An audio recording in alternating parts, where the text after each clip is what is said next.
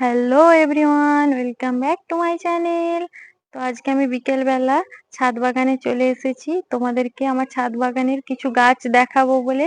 আমার ছাদ বাগানে অনেক গাছই লাগানো আছে, এই একটা ভিডিওতে তোমাদেরকে দেখানো সম্ভব নয়, ওই জন্য কম কম করে তোমাদেরকে দেখাবো।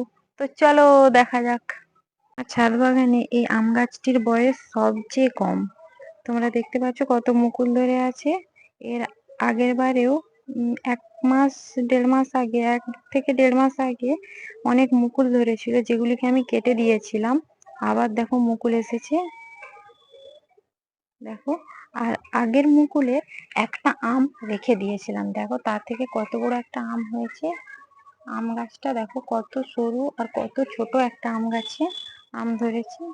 তোমরা কারা কারা ছাদ বাগানে এরকম আম গাছ বা ফলের গাছ বা বিভিন্ন ধরনের গাছ লাগাতে ভালোবাসো, প্লিজ কমেন্ট করে জানাবে। তো আজকের মতো টাটা, দেখা হচ্ছে একটা নেক্সট ভিডিও।